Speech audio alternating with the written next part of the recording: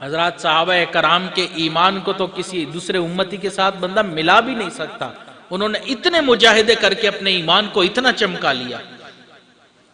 تو مجاہدہ جتنا زیادہ ہوگا ایمان اتنا زیادہ مضبوط اور چمکدار ہوگا، ایمان کی حلاوت نصیب ہوگی.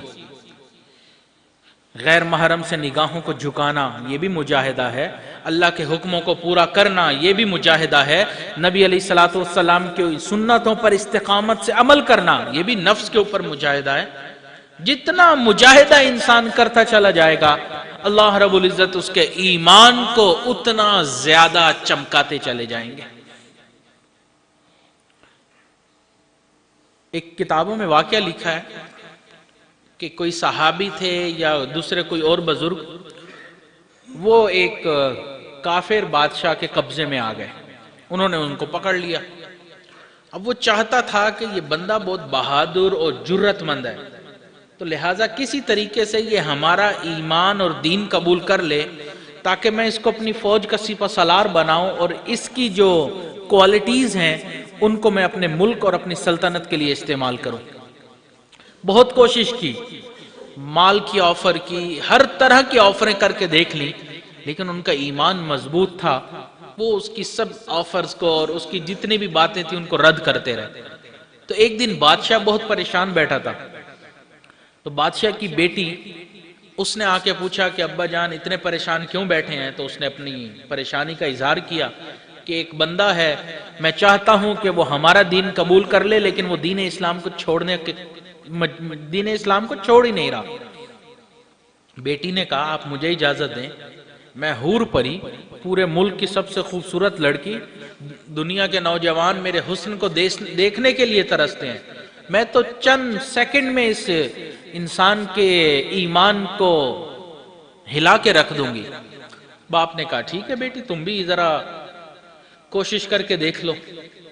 اب بیٹی جو ہے بادشاہ کی شہزادی جو تھی وہ بند سنور کے ان کے کمرے میں آئی، انہوں نے نظر اٹھا کر بھی نہیں دیکھا، آئی بیٹھی بات چیت کی، انہوں نے بھی سوال کا جواب دیا، جو بات اس نے کی اس کا جواب دیا، لیکن اس کی طرف نہیں دیکھا. اگلے دن، دوسرے دن، تیسرے دن، کئی دن اسی طرح گزر گئے، انہوں نے نہیں دیکھا.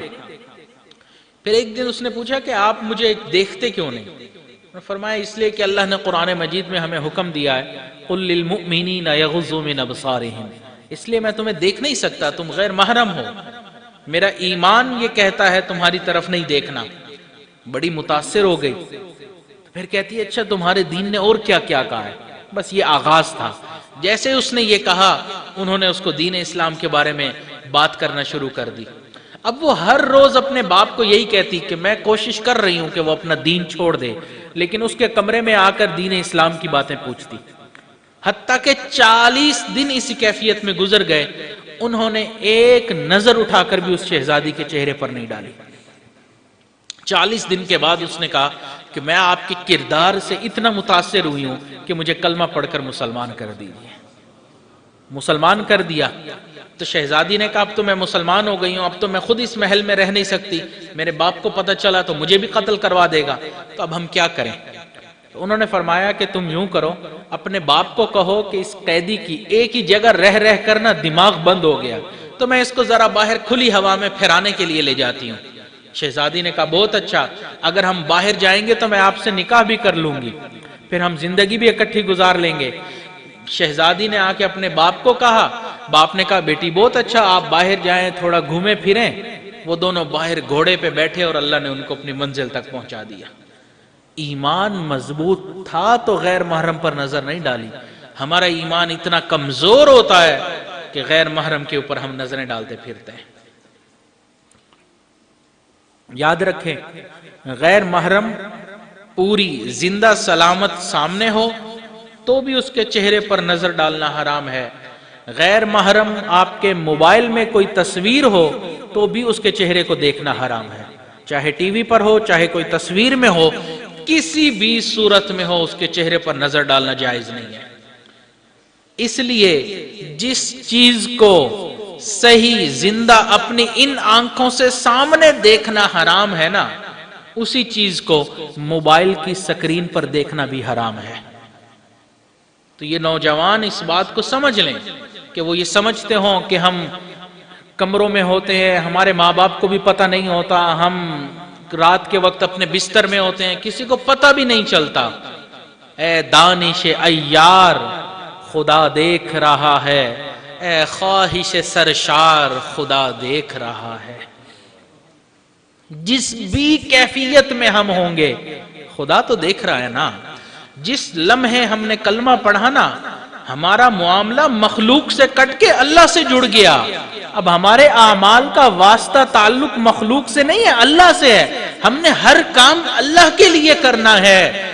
تو جو جرم ہم کھلے عام کرتے ہیں، جرم پسے دیوار خدا دیکھ رہا ہے۔ تو ہم چاہے کنڈی لگا کر کوئی گناہ کریں، چاہے ہم بند کمرے میں کریں، چاہے زمین تحت الثری میں جا کے کوئی گناہ کریں، خدا وہاں پہ بھی دیکھ رہا ہے۔ تو اس لیے نوجوان یہ نہ سمجھیں کہ مجھے کوئی دیکھ نہیں رہا، میں تو اسکرین کے اوپر کسی سے بات چیت کر رہا ہوں، میں آڈیو کال کر رہا ہوں یا ویڈیو کال کر رہا ہوں، میں تصویریں منگوا رہا ہوں یا بھیج رہا ہوں، کسی کو کیا پتا چلے گا؟ میں تو ہسٹری ڈیلیٹ کر دوں گا۔ نوجوانوں کو ہوتا ہے نا ہسٹری ڈیلیٹ کر دیں موبائل کی، اپنے کمپیوٹرز کی۔ یاد رکھیں ہمارا معاملہ خدا کے ساتھ ہے، تو خدا نے یہاں پر دو مقرر نگران بنا کر ہمارے اوپر بٹھائے ہیں جو ہماری ہسٹری لکھ رہے ہیں۔ ہم اگر اپنے کمپیوٹر میں اپنے موبائل کی ہسٹری کو ڈیلیٹ بھی کر دیں، لیکن جو کتاب کے اندر ہماری ہسٹری لکھی جا رہی ہے، ما لہذا الکتاب لا یغادر صغیرۃ ولا کبیرۃ الا احصاها، چھوٹا بڑا جرم، ہر طرح کا جرم لکھا جا رہا ہے۔ تو اس لیے ایمان چمکتا ہے مجاہدے سے۔ اسکرین پر بھی کسی غیر محرم کو نہ دیکھا جائے، یہ بھی مجاہدہ ہے۔ انسان اس پر بھی مجاہدہ کرے گا تو اللہ تعالیٰ اس کے ایمان کو چمک عطا فرمائیں گے۔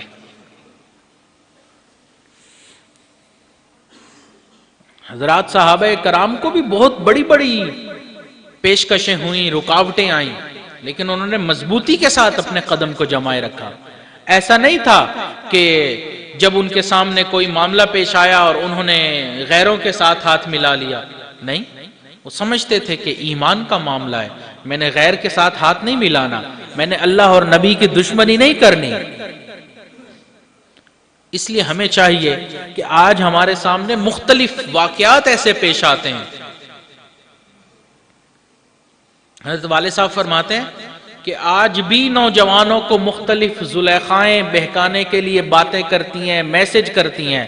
ان کو چاہیے کہ یوسف علیہ السلام کی طرح جواب دیتے ہوئے اللہ کی پناہ مانگے، قال معاذ اللہ، تو اللہ تعالیٰ کی پناہ مانگے۔ اللہ کا فضل ہوا نا تو انسان بچے گا، ورنہ انسان کے آج کل ایمان کو بچانا انتہائی مشکل اور نازک ہے۔